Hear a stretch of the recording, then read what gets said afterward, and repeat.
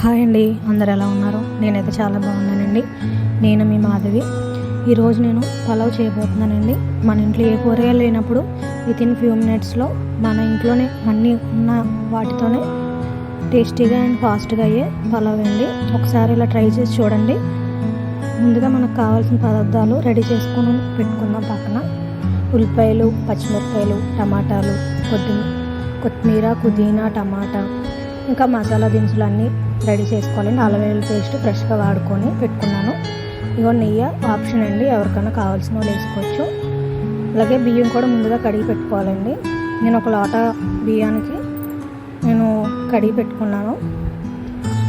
ఇప్పుడు మనం first stove on చేసుకొని ప్యాన్ పెట్టుకొని, నెయ్యి ఆప్షనల్ కాబట్టి ఎవరికైనా ఇష్టం ఉన్న వాళ్ళైతే నెయ్యి వేసుకోండి, లేదంటే ఆయిల్ వేసేసుకోవచ్చు.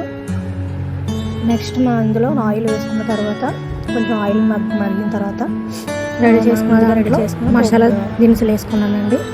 ఇది కొంచెం మగ్గిన తర్వాత ఇందులో ఆనియన్స్, పచ్చిమిరపకాయలు కూడా వేసుకొని బాగా మగ్గనివ్వాలండి. అవి మగ్గిన తర్వాత అల్లం వెల్లుల్లి పేస్ట్ వేసుకొని కొంచెం అల్లం వెల్లుల్లి పేస్ట్ ఉన్న స్మెల్ అంతా పోయేదాకా ఉంచి దాంట్లో కొన్ని టమాటాలు వేసుకొని ఆ టమాటా కూడా బాగా మగ్గేదాకా ఉంచుకోవాలండి. అది మగ్గిన తర్వాత మనం అందులో మసాలా, బిర్యానీ పొడి, ఇంకా పసుపు, ఉప్పు ఈ మూడింటిని కూడా వేసుకొని కొంచెం ఒక 5-6 నిమిషాలు మగ్గనిచ్చిన తర్వాత దాంట్లో కొంచెం పెరుగు వేసుకోవాలండి.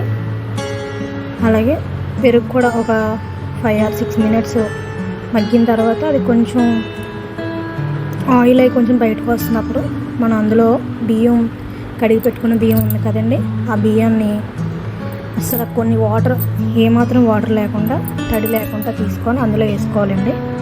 వేసి ఒక 5-6 నిమిషాలు బాగా కలుపుతూ ఉండాలి. ఒక 5 మినిట్స్ ఉంచి మళ్ళీ ఇంకొక 5 నిమిషాలు కలిపితే అది ఏంటంటే అలా కలపడం వల్ల ఏంటంటే మనకి అన్నం ఒక పలవ అనేది మంచి మెతుకు కింద ఉంటుందండి. అలాగే బాగా ఉడుకుతుంది, బాగుంటుంది కదా, మెత్తగా అవ్వకుండా ఉంటుంది. తర్వాత ఇందులో నేను ఒక లోట బియ్యం తీసుకున్నాను, ముందే చెప్పాను కదండి. మీరు కూడా ఫస్ట్ ఒక కొలత పెట్టుకోండి. ఆ కొలతను బట్టి వాటర్ కూడా మీరు వేసుకోవాలి. ఇప్పుడు ఆ కొలతతోనే నేను ముందుగానే నానబెట్టుకున్నాను కాబట్టి ఒక లోట బియ్యానికి 2 లోటాలు వాటర్ వేసుకుంటున్నాను. కరెక్ట్ కొలత అండి ఇది. ఎవరైనా సరే కరెక్ట్గా కొలత ఇదేనండి. ఎందుకంటే ముందుగా ఒక అరగంట ముందు మీరు బియ్యం నానబెట్టుకుంటే కంపల్సరీ వంతుకి వంతు అంతేనండి. వాటర్ వేసుకొని దానిపైన కొత్తిమీర, పుదీనా వేసేసుకొని ఉప్పు కూడా చూసుకోవాలండి. సాల్ట్ సరిపోయిందో లేదో చూసుకొని సాల్ట్ కూడా మీరు యాడ్ చేసుకోవాలి. నాకైతే సరిపోలేదు కాబట్టి నేను కొంచెం యాడ్ చేసుకున్నాను. మీకు సరిపోతే మీరు కూడా కొంచెం యాడ్ చేసుకొని చూసుకోండి. తర్వాత ఇంకా మూత పెట్టేసేయండి. మూత పెట్టేసి ఒక 10 మినిట్స్ ఏమో హై ఫ్లేమ్లోనే ఉంచేయండి.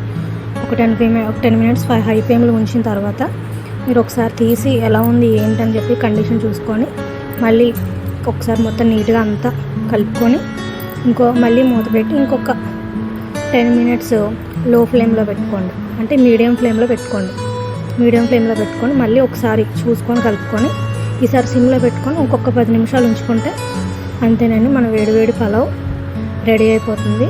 సింపుల్గా, స్పీడ్గా, టేస్టీగా చాలా బాగుంటుందండి. ఒకసారి మీరు అందరూ ఇలా ట్రై చేసి చూడండి. మన ఇంట్లో ఏమీ లేనప్పుడు చాలా బాగుంటుందండి. అలాగే మన ఛానల్లో మట్టుకి లైక్ చేసి, షేర్ చేసి, సబ్స్క్రైబ్ చేసుకోవడం మాత్రం అసలు మర్చిపోకండి.